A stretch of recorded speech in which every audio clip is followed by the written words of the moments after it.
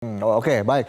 Saya ke Mas Umam dulu ya, sebelum nanti saya lanjut ke Mas Dedi. Mas Umam, dengan Ganjar dan Prabowo yang belum menentukan nama cawapresnya, ini kan seperti masih saling intip kekuatan begitu ya, Mas Umam. Bagaimana hasil uji materi batas usia minimum capres dan cawapres ini akan merubah dinamika politik nantinya?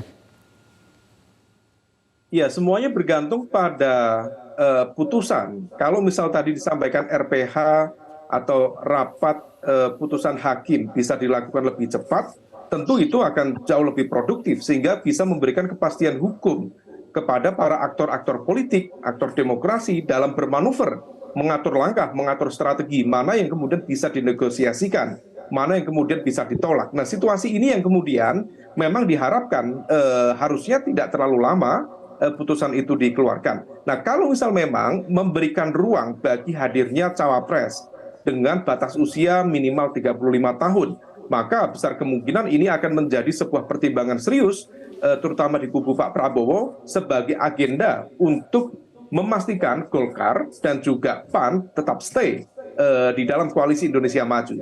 Karena bagaimanapun juga kalau misal kemudian tidak diberikan ruang bagi figur yang bisa menjadi titik temu dari semua kepentingan, maka kemudian akan berpotensi terjadi friksi. Bisa saja misalnya Golkar kemudian berpikir ulang untuk keluar dari koalisi dan lain sebagainya.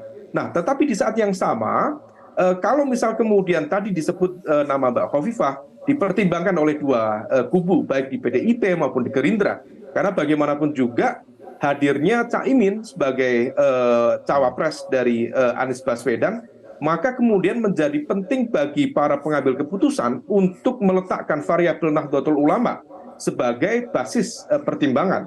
Karena kalau misal kemudian itu diabaikan, maka ada potensi konsolidasi basis kekuatan Nahdlatul Ulama di kubu Muhaimin.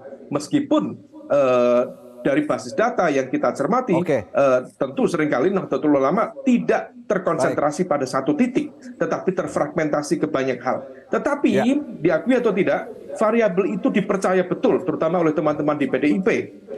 Barangkali merujuk pada pemilu 1955, pemilu 1971, di mana PNI waktu itu di backup penuh oleh Partai Masyumi, Partai Nahdlatul Ulama, dan kemudian dipercaya mampu menghadirkan basis kekuatan nasionalis religius yang betul-betul solid.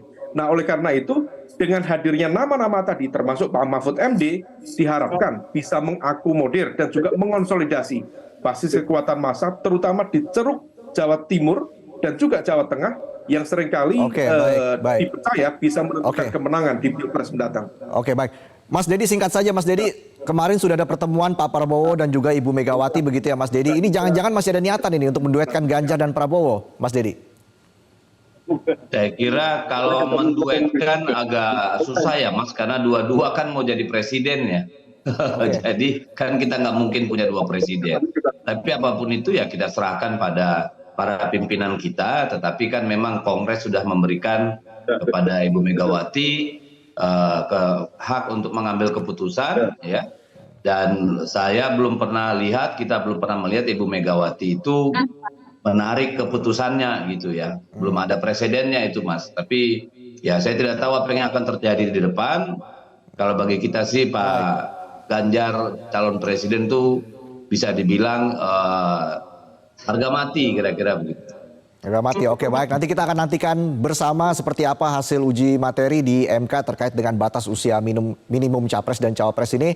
Terima kasih Mas Dedi, Mas Habib, dan juga Mas Umam sudah bergabung bersama kami di sini di Selamat Pagi Indonesia. Salam sehat.